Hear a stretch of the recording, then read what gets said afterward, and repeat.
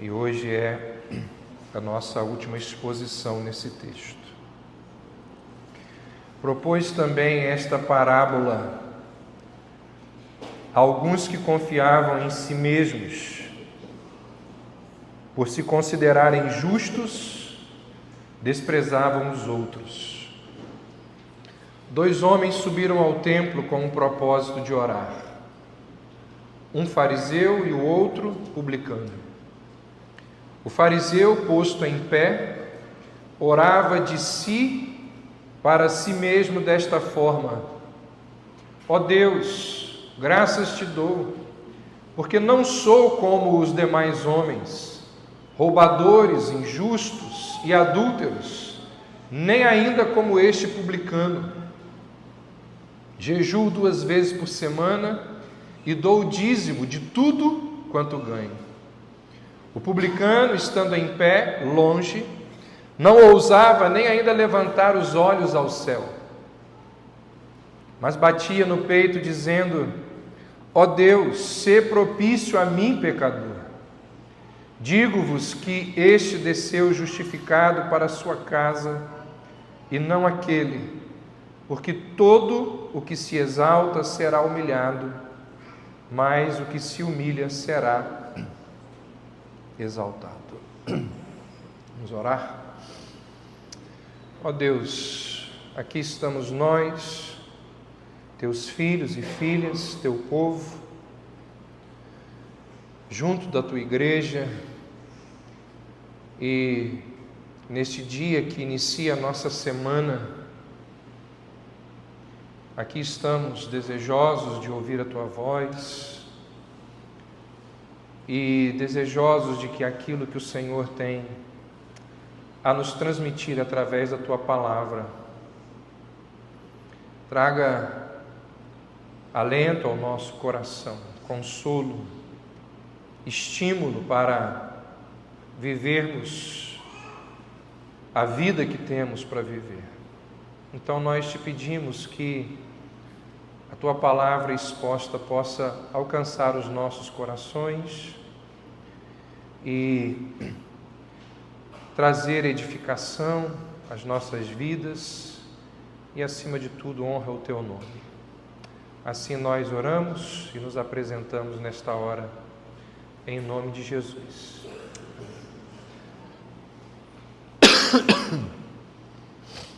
Não sei se você sabe disso, mas no interior de uma pessoa existe muito mais do que aquilo que nós conseguimos enxergar que fica no exterior. A superfície visível de um corpo, que é a nossa pele, ela é minúscula se for comparada com aquilo que está no nosso interior e nunca é visto. O que eu tenho em mente? Coração, intestinos, veias e artérias, fígado, pulmões, cérebro, nervos, sangue, ossos. Essas coisas a gente nunca vê. Vesícula biliar, rins, germes, parasitas. Alguém disse que, um cientista na verdade, que um homem de 90 quilos sem a pele, ele pesaria cerca de 89,5 quilos. E nós estamos falando só do físico. Porque existe no nosso interior muito mais coisa que não pode ser pesado. O que eu tenho em mente? Conhecimento, pensamentos, sentimentos, humores, sonhos, visões, está tudo aqui dentro. Palavras, números, orações, canções, fé, esperança, hábitos, lembranças, tudo dentro da gente. Ou seja, a maioria de quem e do que somos não pode ser descoberta e percebida por meio de dissecação, de exame das nossas vísceras. A mesma coisa acontece no mundo não pessoal. A maioria está oculto àquilo que nós podemos ver. O mundo ao nosso redor, ele é muito maior, muito mais grandioso do que nós conseguimos imaginar. Sexta-feira, 48 horas atrás, exatamente por essa hora sim, eu estava na beira da praia com Arthur. Falei: Arthur, vamos contemplar as estrelas, algo que a gente não consegue ver na cidade. Olha que imensidão que é isso aqui. Olha esse universo que Deus criou. Temos acesso a algumas informações que chegam a nós por causa da pesquisa científica, aqueles homens que se debruçam a descobrir aquilo que está acima e também abaixo de nós, as sei lá quantas galáxias que existem no mundo, no universo, sistema solar. Aqui na nossa Terra, no nosso planeta, o solo, as rochas, a magma que fica ali na superfície da Terra. Se a gente pensar um pouco nos oceanos, não sei se você sabe disso, o ser humano conhece 4% do que existe nos oceanos, sabia disso? Nós sabemos de 4% do que lá existe. As criaturas, as plantas, ao invés de usarem a sua imaginação, assim como faz um contador de história, os cientistas eles usam dispositivos altamente sofisticados, microscópios que são capazes de ver aquilo que é impossível aos nossos olhos, que vê aquilo que é mínimo, pequenininho, mas também usam outros aparelhos que veem, o universo. Já ouviu falar do Hubble? Pois é. Radares, sonares. E os cientistas utilizam isso para tentar dar sentido à história intrincada do que acontece ao nosso redor, do que acontece acima de nós, do que acontece abaixo de nós. Utilizam esses aparelhos para saber de coisas que têm acontecido há sabe-se lá quanto tempo. Já os contadores de história, ou de histórias, eles ativam a nossa imaginação também, para conseguirmos enxergar, também para conseguirmos ouvir o que está sob a superfície da vida. Coisas que aos nossos olhos, muitas vezes, nós não conseguimos enxergar. Os grandes contadores de histórias são aqueles que, ao contar e ao criar histórias fascinantes, eles conseguem despertar o que existe dentro de nós. E eles conseguem também mostrar algumas coisas ou muitas coisas que existem ao nosso redor e nós não conseguimos perceber. Porque esse mundo no qual nós vivemos, existem muitas dimensões que estão ocultas ao nosso conhecimento, à nossa visão. E quando nós olhamos para as Escrituras, é exatamente isso que Jesus de Nazaré fazia. ele utilizava-se de parábolas, ele usava histórias para tentar mostrar ao homem coisas que esse homem jamais conseguiria perceber e entender. De forma que toda vez que Jesus conta uma história, o mundo daquelas pessoas que o ouvem, que o escutam, se amplia. A compreensão daquelas pessoas que ouviam as histórias que Jesus contava se aprofundava. Certa vez, os líderes religiosos de Israel chamaram os guardas do templo e disseram assim: vão lá e prendam ele e tragam-no preso. Algumas horas depois, aqueles homens voltaram e aqueles líderes religiosos, que eram os patrões daqueles homens, disseram: cadê ele? E eles disseram: nós não podemos prendê-lo. Mas por quê? Qual foi o problema? Ele se opôs, os discípulos: não, nós não o prendemos porque ninguém nunca falou como aquele homem. Nós não podemos trazê-lo preso porque tudo que ele fala é diferente de tudo. Quando Jesus contava uma história, o mundo das pessoas se abria. A compreensão das pessoas se abria de tal maneira que elas ficavam encantadas com aquilo que Jesus falava. Nós estamos diante de mais uma dessas muitas histórias que Jesus contou.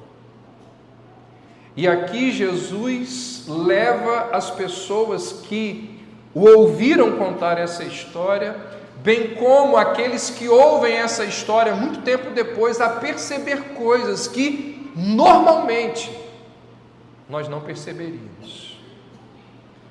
Então ele conta essa parábola que traz inúmeras lições. E hoje nós vamos encerrar a nossa exposição nessa parábola. Semana que vem a gente continua aqui no texto e vamos ver as últimas lições que a gente consegue retirar dela para as nossas vidas.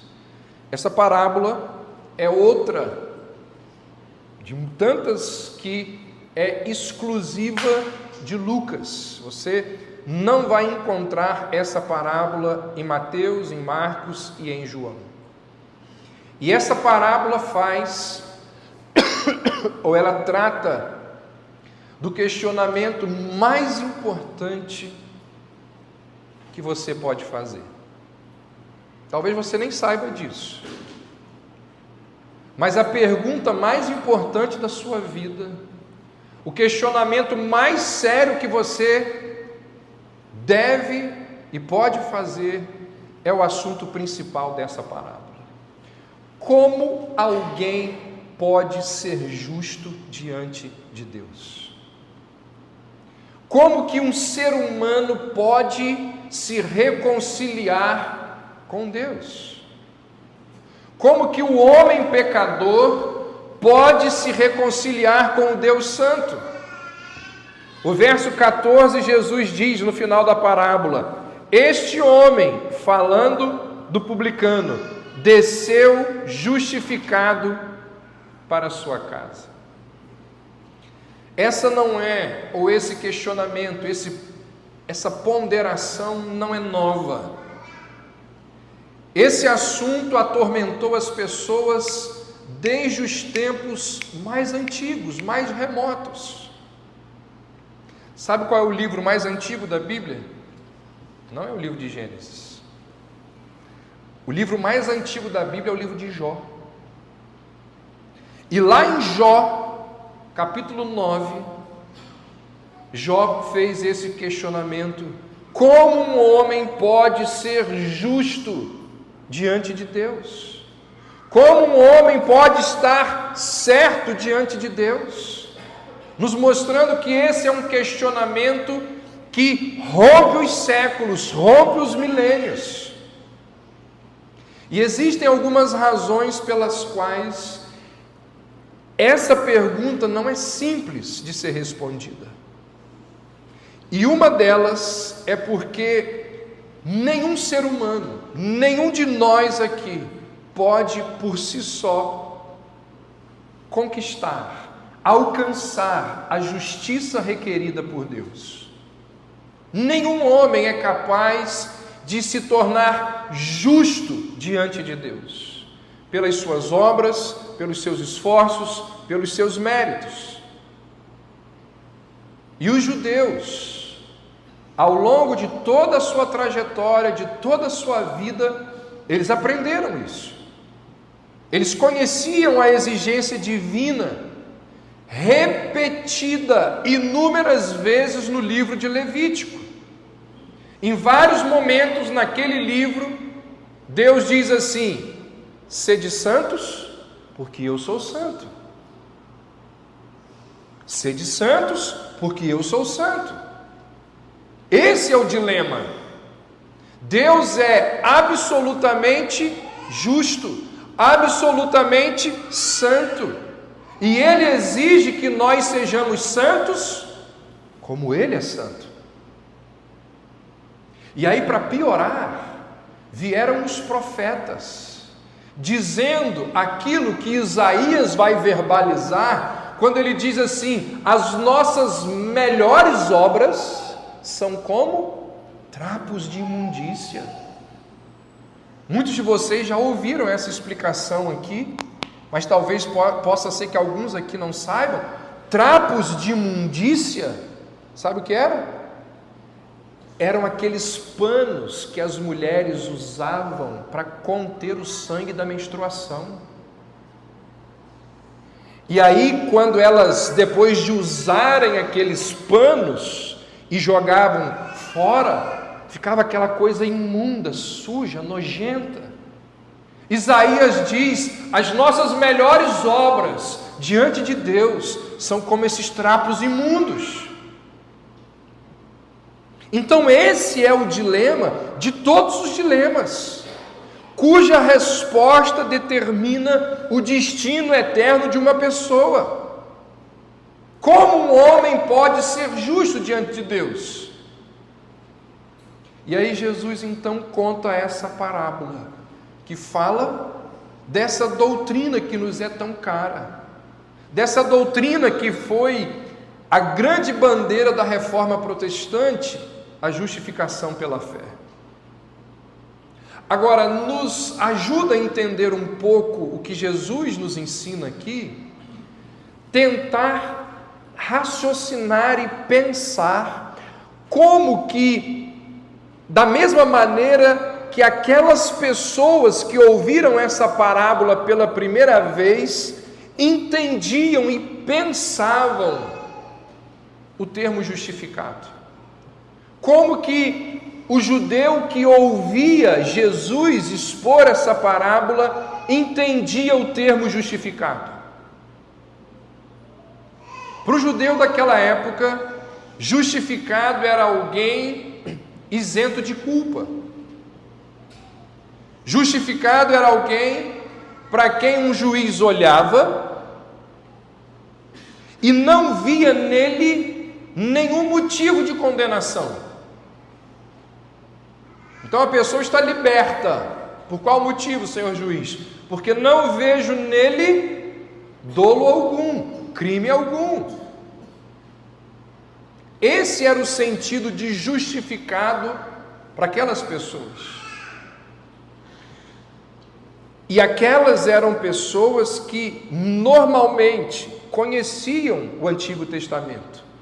Aquela era uma sociedade teocêntrica, onde as pessoas zelavam e viviam ao redor da religião, de forma que aquelas pessoas conheciam Gênesis 15:6, o que diz lá: Abraão creu em Deus e isso lhe foi imputado como justiça.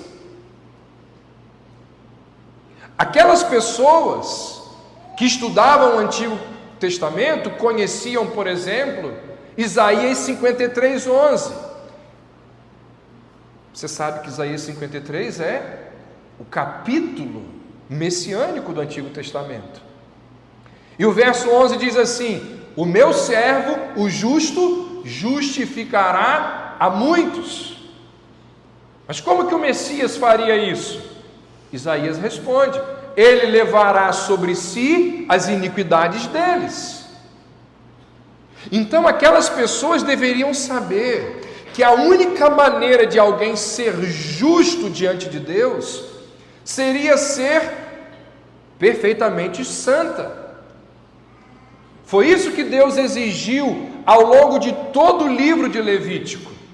Logo, a única maneira disso acontecer seria se Deus imputasse a sua justiça a essas pessoas pela fé. E a única maneira de Deus fazer isso seria se existisse um sacrifício adequado para suportar a punição que a lei exigia no lugar do pecador. E aí, não por acaso, Jesus conta essa parábola e traz ingredientes, informações, detalhes que fazem todo sentido. Por quê? Porque aquelas pessoas a quem ele está contando essa história, elas conheciam muito bem aquele sistema de sacrifício no qual aquele povo estava inserido.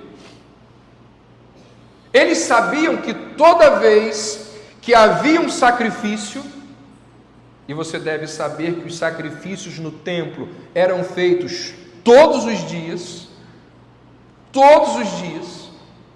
então toda vez que havia um sacrifício, esse sacrifício era um símbolo de quê? De uma morte substitutiva que a violação da lei exigia. Tem um crime, cometeu um pecado, o que a lei exige? Um sacrifício substitutivo. Ou morre o pecador, ou morre alguém inocente no lugar do pecador, que era o que acontecia diariamente no templo. Sacrifícios que eram feitos por causa dos pecados das pessoas. Só que eu sei, você sabe, quem lê o livro de Hebreus entende melhor ainda, que todos aqueles sacrifícios que eram feitos ao longo ali da história do Antigo Testamento, todos aqueles sacrifícios, eles apontavam para aquele sacrifício perfeito que viria, apontavam para o Cordeiro de Deus, sem mácula, perfeito, que viria tirar o pecado do mundo. Está tudo no Antigo Testamento. Aquelas pessoas que ouviram Jesus contar essa parábola, elas tinham informações necessárias para estar em paz com Deus, para saber que o Messias estava por vir, que o Messias, na verdade, estava na frente delas contando essa história. Apesar disso, quando Jesus chega, parece que aquelas pessoas não sabiam de nada disso.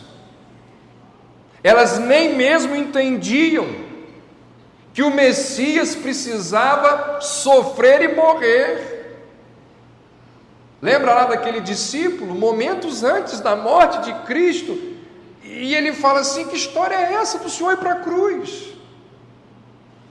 Aquelas pessoas perderam completamente o significado de todo aquele sistema sacrificial, não entenderam nada de Isaías 53, acreditavam que as pessoas chegavam até Deus através do cumprimento de regras, através da moralidade, através das suas obras, através dos seus esforços.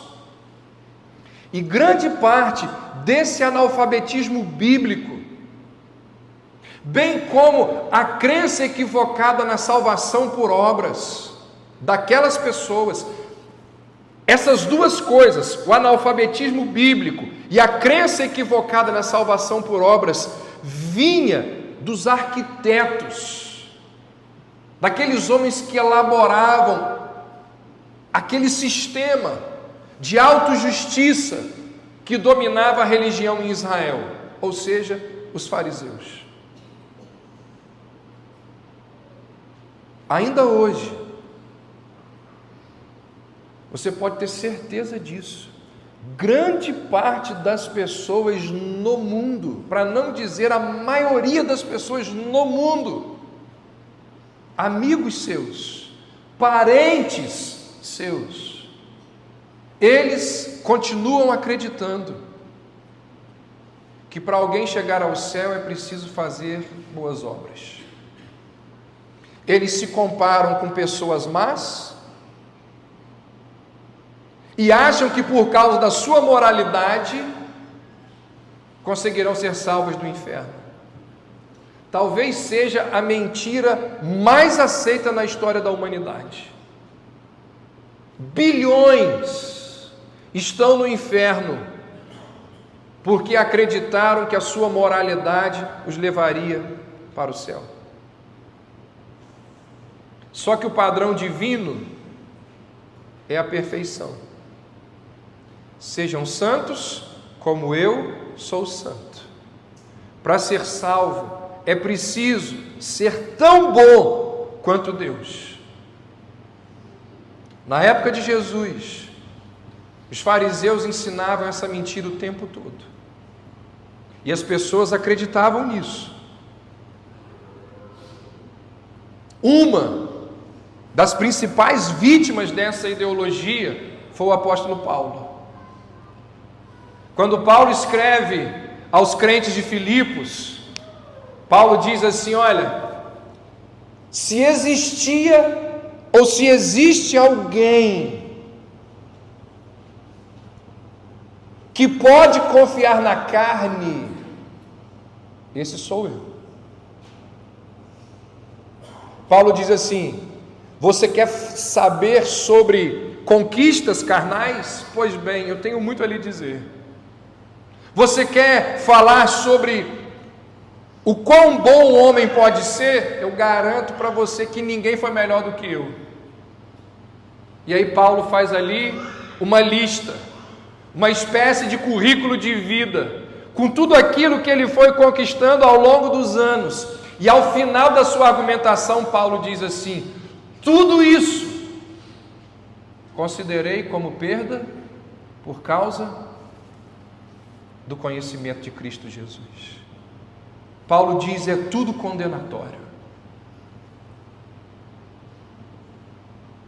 Paulo está dizendo: não é por obras, não é pelo esforço, não é pelo mérito que alguém se transforma numa pessoa justa diante de Deus.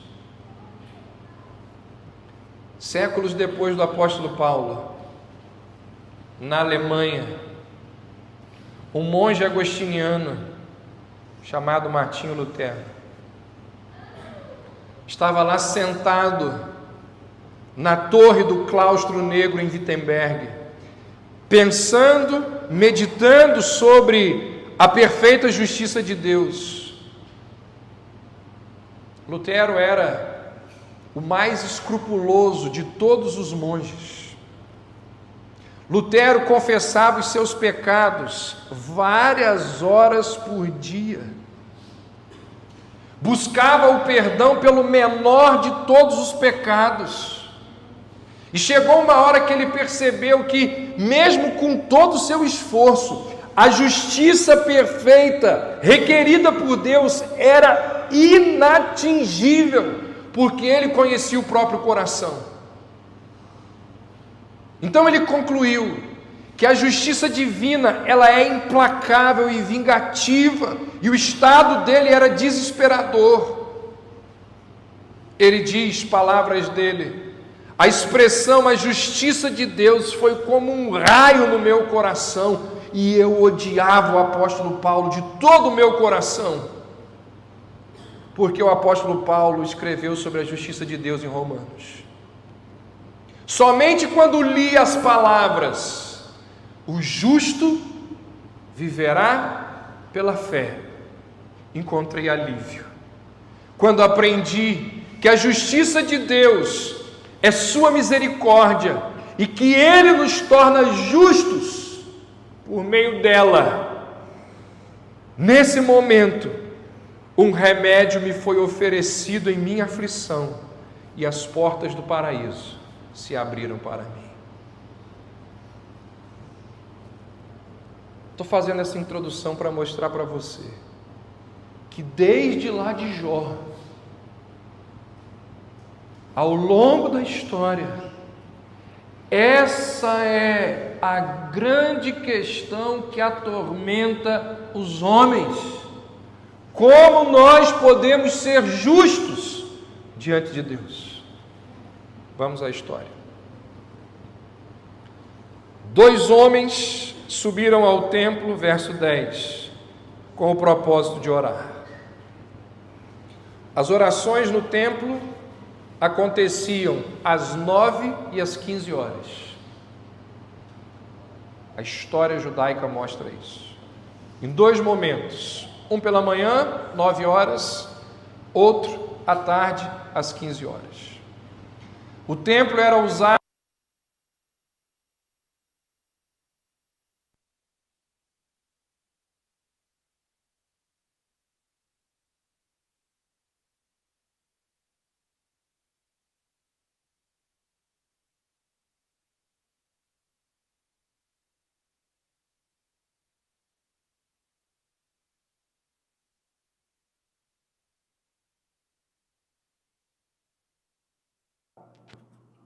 já aprendeu, nós vimos isso aqui, que apenas um deles orou.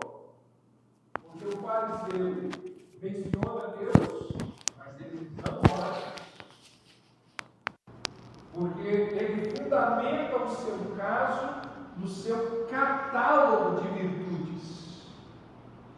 Interessante que, se você observar, fizer essa leitura, em algo que nós já vimos alguns domingos atrás, quando analisávamos lá o capítulo 17, Jesus tinha acabado de dizer aos discípulos que quando eles fizessem tudo aquilo que lhes tinha sido ordenado,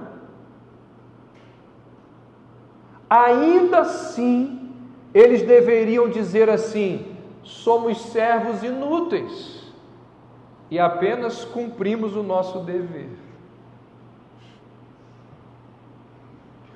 O fariseu, ele coloca o seu serviço acima do que era exigido, como se pudesse colocar Deus em dívida com ele.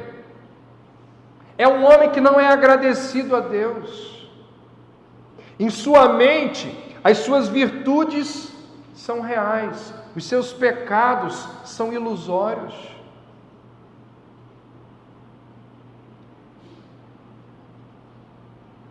O fariseu, verso 11, posto em pé, orava de si para si mesmo.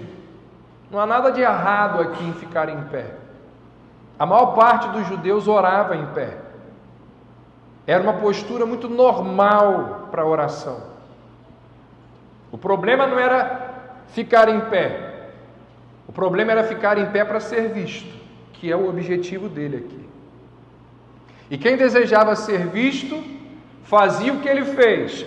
Procurava um local próximo ao altar para mostrar ali a sua suposta proximidade com Deus.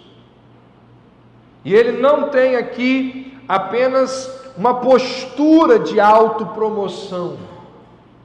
A sua oração também é de autoexaltação, porque ele ora chamando a atenção para as suas realizações.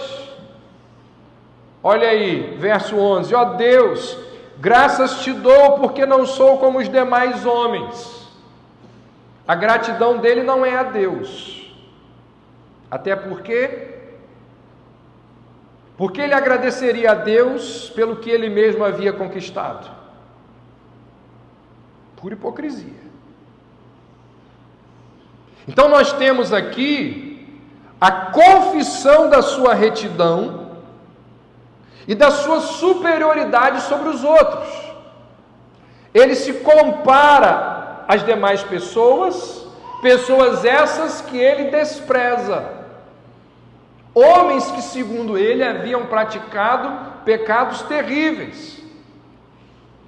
E quando, no meio da sua oração, ele visualiza uma dessas pessoas, uma boa ilustração daquilo que ele estava dizendo, ele diz: nem como aquele publicano ali. Eu não sou como os demais homens, ele está orando, roubadores, injustos, e nem como aquele publicano ali. É a cena aqui. Ele chega a nomear essas pessoas: vigaristas, injustos, adúlteros. Pode ser que essas corrupções, as quais ele está condenando, habitassem no coração dele. No entanto, ele não conduzia sua vida, não permitia que as demais pessoas percebessem essas corrupções do coração dele. Então, através de exemplos negativos, ele mostra aquilo que ele não é. E a partir daí, ele passa a dizer aquilo que ele é. Verso 12: jejuo 2 vezes por semana. Eu acho que eu mencionei isso aqui. O único jejum obrigatório, de acordo com a lei, para todos os judeus, era o jejum de 24 horas no dia da expiação, chamado Yom Kippur, uma vez por ano. Os fariseus, presunçosos e hipócritas, gostavam então de inventar rituais e cerimônias, de maneira que eles desenvolveram um esquema de jejum e jejuavam toda segunda e quinta-feira. Por que segunda e quinta? Porque segunda e quinta eram os dias de mercado naquela cultura. Eram os dias onde as pessoas iam fazer as compras. Ou seja, as ruas estavam lotadas. As ruas estavam mais cheias de pessoas. E aí os fariseus, para serem vistos, eles jogavam um monte de cinzas na cabeça e ficavam ali parecendo tristes, que na segunda e na quinta-feira eles estavam jejuando. Aquilo dava um ar de espiritualidade, como se tristeza e contrição fosse marca de pessoas piedosas, como se alegria não fosse fruto do Espírito. E o negócio era tão sério e tão assim institucionalizado, era uma coisa tão feia, uma prática tão absurda, que Jesus, num determinado momento, ele direciona uma crítica para essa prática. Está lá em Mateus 6,5. Jesus diz assim: não jejuem como os hipócritas jejuam, nas ruas públicas e nas esquinas, chamando a atenção para si mesmos. É uma crítica a essa prática farisaica, de toda segunda e quinta colocarem lá aquela maquiagem e irem para as ruas e ficarem ali. Jesus diz: isso daí é diabólico, isso é hipocrisia.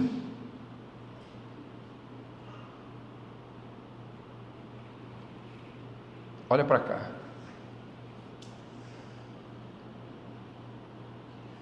Você está vendo como que Jesus critica severamente gente que fica se exibindo?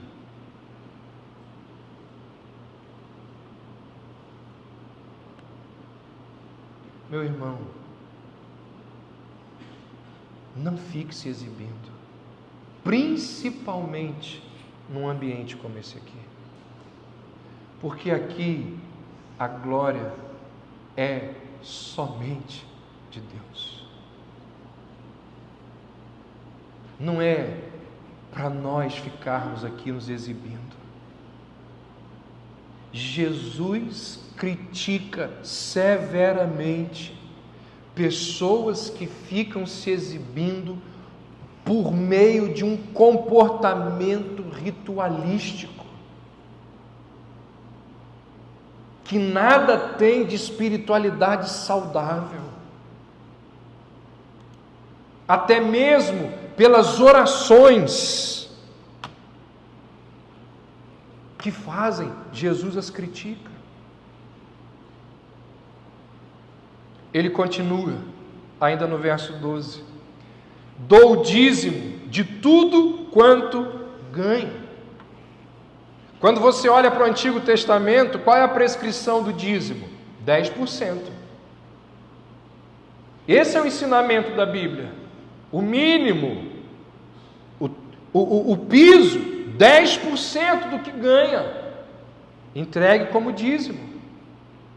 No entanto, aqueles homens queriam ir além, e eles davam o dízimo de coisas que a lei não exigia, que eram as especiarias. Eles dizimavam as pequenas sementes, as folhas das especiarias, como uma maneira de demonstrar a sua virtude, a sua santidade, a sua obediência à lei.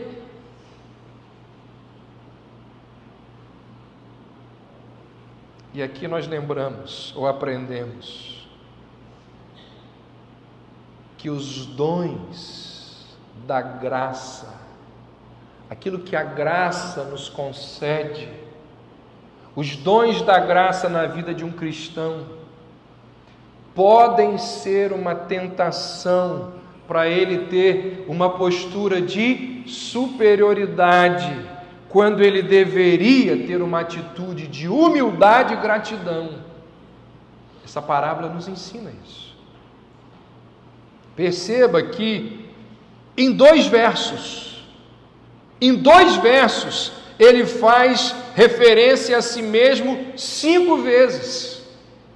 Frases curtas, muitos pronomes na primeira pessoa, porque ele fica se exibindo.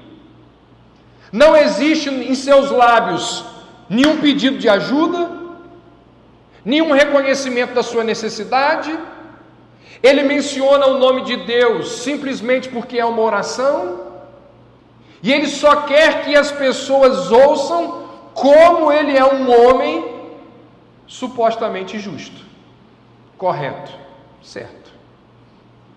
E aí nesse momento existe uma alteração drástica na história. Verso 13: o publicano, estando em pé, longe, não ousava nem ainda levantar os olhos ao céu. O publicano, ao contrário ali do rosário de méritos do fariseu, é caracterizado por uma ladainha de deficiências. E ele então começa. A informação que Lucas nos dá é que ele está longe.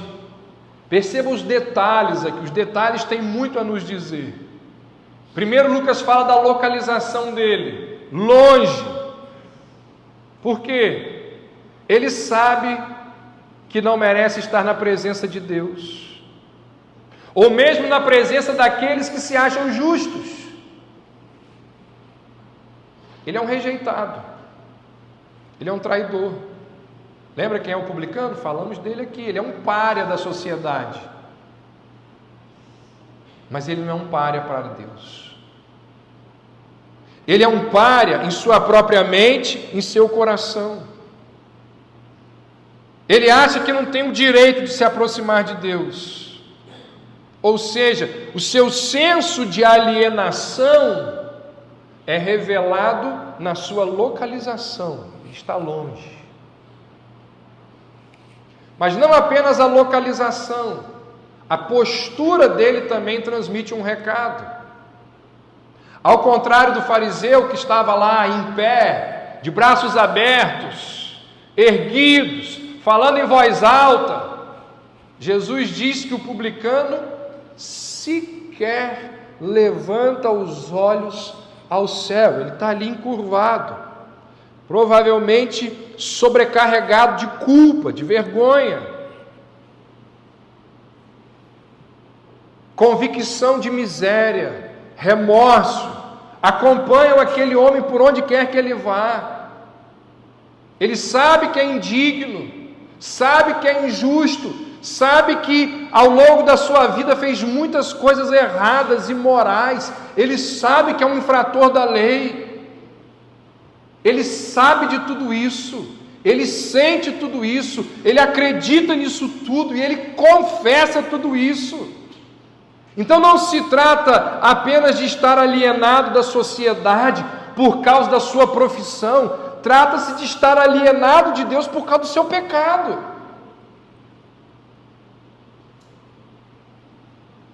Não apenas a sua localização, não apenas a sua postura, mas também o seu comportamento transmite um recado.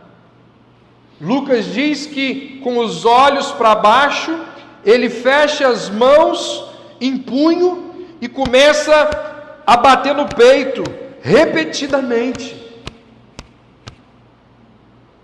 Esse era um gesto muito comum naquela época para expressar uma tristeza profunda.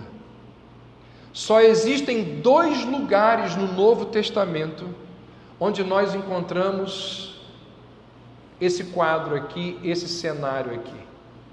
Aqui e no momento da morte de Jesus, que é Lucas também quem descreve.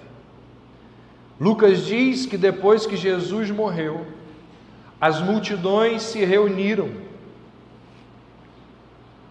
Aquelas multidões que viram o que estava acontecendo, elas se reúnem e começam a violentamente bater nos peitos, porque elas descobriram, elas perceberam quem era aquele que elas pediram para ser crucificado.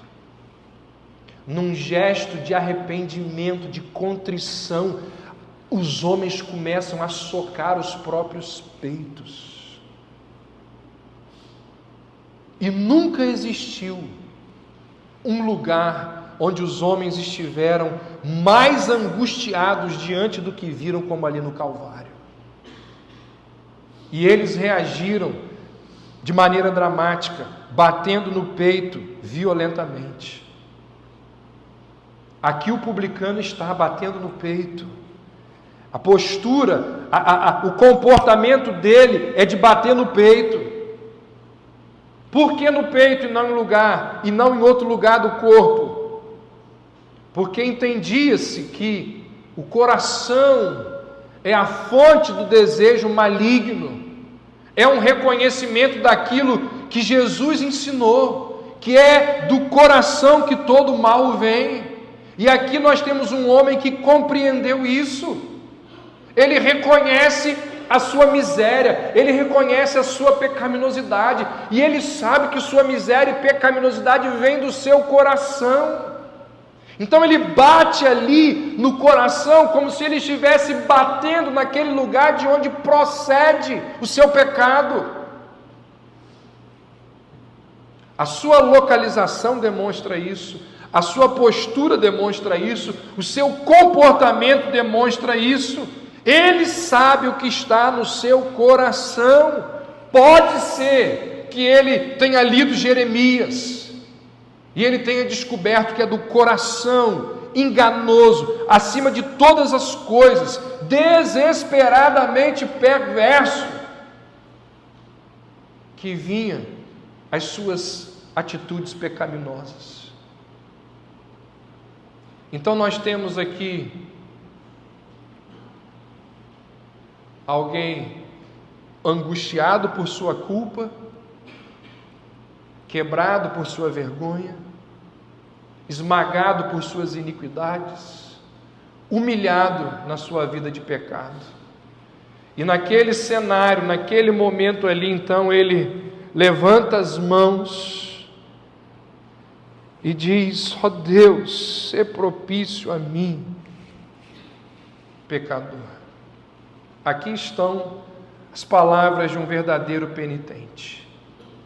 Gente, esse homem entendeu a teologia da expiação. Esse homem entendeu que o salário do pecado é a morte. Ele entendeu que a alma que pecar, essa morrerá. Ele entendeu que os milhões de animais que foram oferecidos ao longo de toda a história judaica eram símbolos do Deus que poderia ser apaziguado por um sacrifício. Ele está falando aqui a linguagem da expiação, clamando para que os seus pecados sejam expiados. Olha que interessante, esse verbo ele é usado apenas 2 vezes no Novo Testamento, aqui e em Hebreus 2,17, onde é dito que Jesus é um sumo sacerdote fiel nas coisas concernentes a Deus para fazer propiciação pelos pecados do seu povo.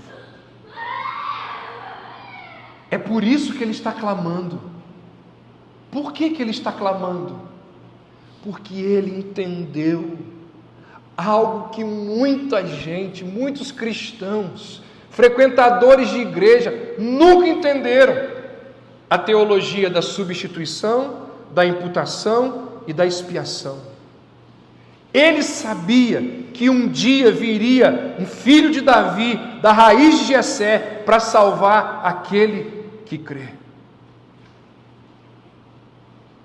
E aí Jesus então encerra a parábola dizendo: eu digo que este homem desceu justificado para a sua casa. Essa expressão, eu digo, ela ocorre 28 vezes em Lucas. E todas as vezes que ela ocorre, ela aparece como uma declaração de autoridade de Jesus.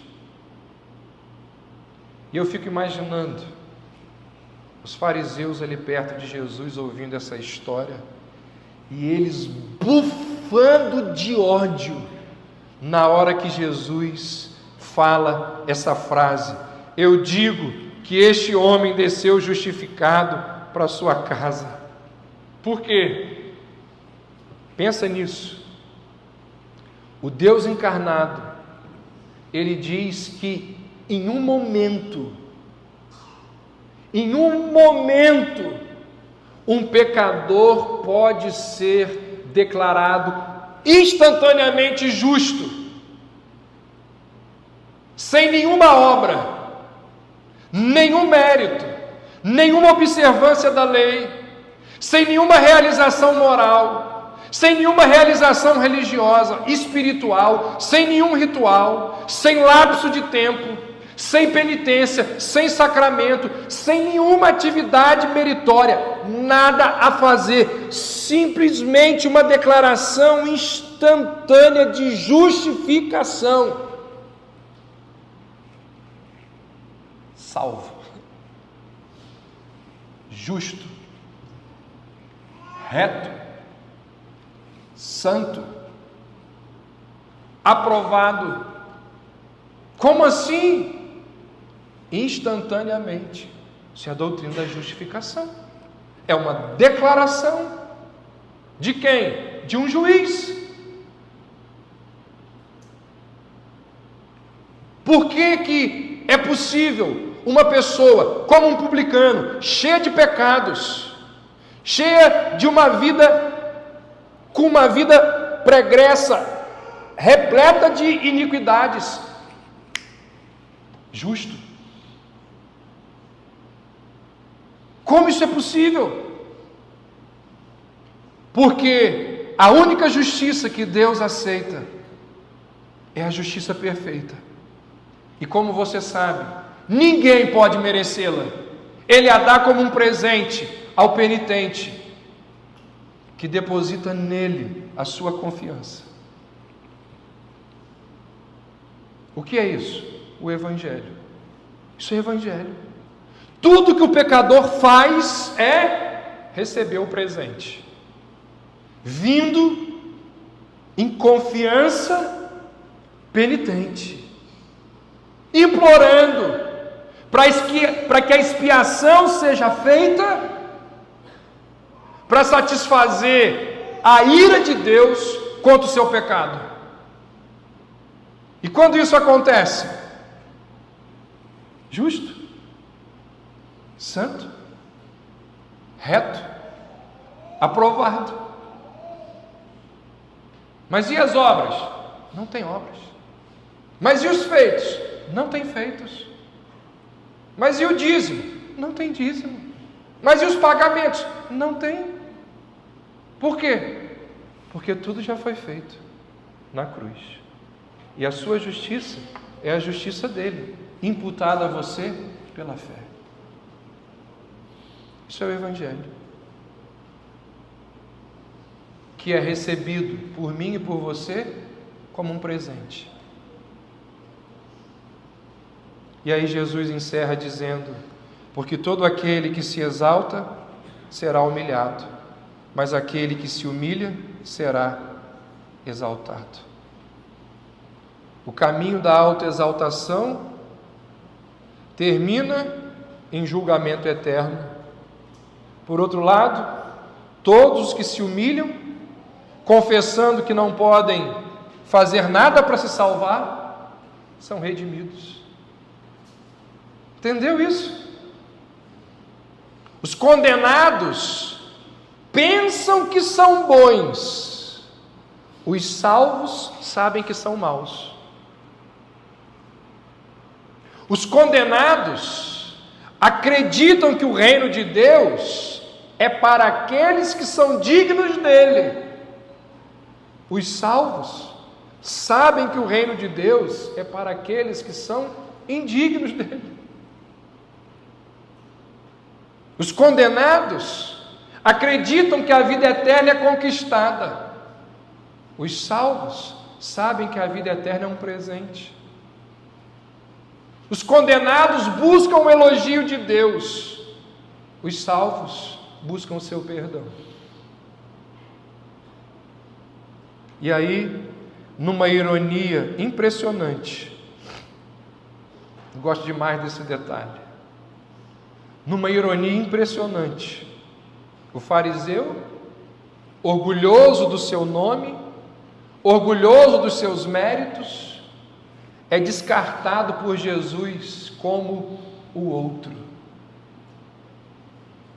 Jesus se refere a ele no final da parábola como o outro. Nem tem nome. O publicano, inicialmente descartado pelo fariseu,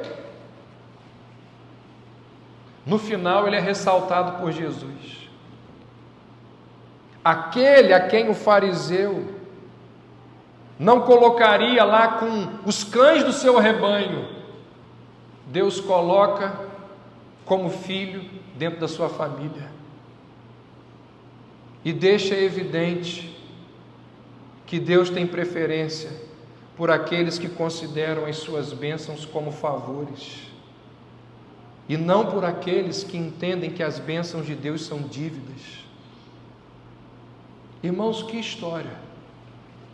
Como eu disse no início, um bom contador de história é aquele que consegue trazer para nós aquilo que não está claro, aquele que consegue levar o nosso olhar para situações que não são tão óbvias. E Jesus então conta uma história como essa, para nos ensinar a doutrina mais importante da minha e da sua vida, que é a doutrina da justificação pela fé. Como eu posso ser justo diante de Deus? Essa parábola responde: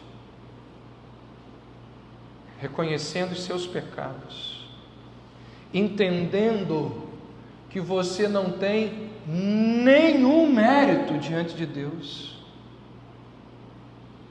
confessando que você não pode jamais comprar o favor que vem dos céus.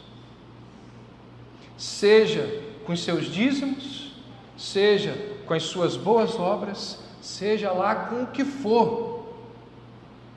Salvação, ou melhor, trazendo para a nossa linguagem aqui hoje, justificação, considerar-se, ser justo diante de Deus, é tão somente algo que foi feito por você, algo que é concedido a você. Isso é o Evangelho. E o que eu estou fazendo nessa noite? Pregando o Evangelho para gente que é membro de igreja. Porque nem todo membro de igreja é salvo. Porque nem todo membro de igreja entendeu o Evangelho. E é por isso que as Escrituras nos ensinam e nos admoestam a pregar o Evangelho o tempo todo. Então, você que é membro dessa igreja, que talvez não tenha entendido o Evangelho, cuidado, muito cuidado, porque você pode pensar que está salvo, quando na verdade está perdido. Que Deus use essa história, esses ensinamentos, essas verdades, para abrir os nossos olhos acerca dessa doutrina tão extraordinária. Que bom que ficou registrado que a oração desse pecador foi respondida e que aquele que orou dessa maneira foi para casa justificado. Ó Deus, se propício a mim, pecador, que essa seja a sua oração, que essa seja a minha oração, e que de fato haja justificação nas nossas vidas. Ó Deus, essas verdades são fundamentais para a correta compreensão do glorioso plano de redenção. Que coisa triste, Senhor, pessoas próximas a nós, que creem de maneira errada que o céu é conquistado por seus esforços e méritos. Abre os olhos, ó Deus, dessas pessoas. Mas que coisa gloriosa, Senhor, quando o Evangelho é revelado a nós, quando nós entendemos que toda a nossa confiança deve estar alicerçada e depositada unicamente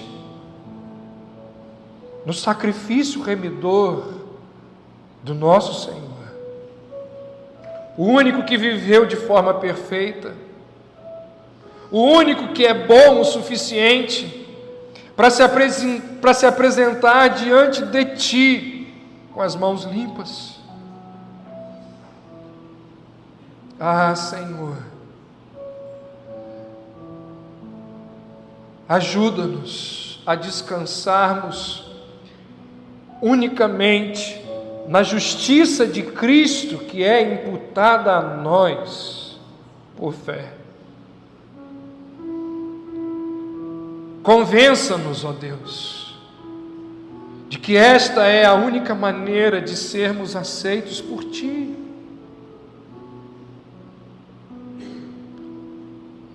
Pois nosso pecado foi tratado e satisfeito no sacrifício do Teu Filho. Ó Deus, que coisa extraordinária o fato de que a justiça de Cristo é atribuída a nós e o nosso pecado é imputado a Ele. Louvado seja o Teu nome. Por isso que Lutero chamou de troca gloriosa,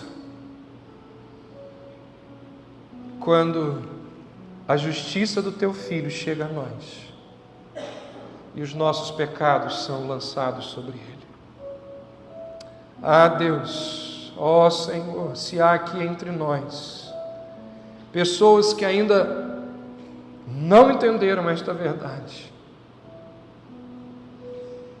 que esta palavra, que esta mensagem possa alcançar os seus corações, trazendo redenção, trazendo justificação, redundando em glória ao Teu nome, ao nome daquele que se sacrificou em nosso lugar.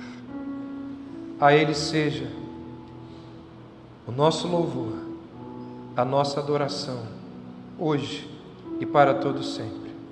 Amém. Se você gostou desse conteúdo, deixe o seu like, compartilhe o vídeo e ative as notificações para sempre ser informado sobre novos vídeos do nosso canal.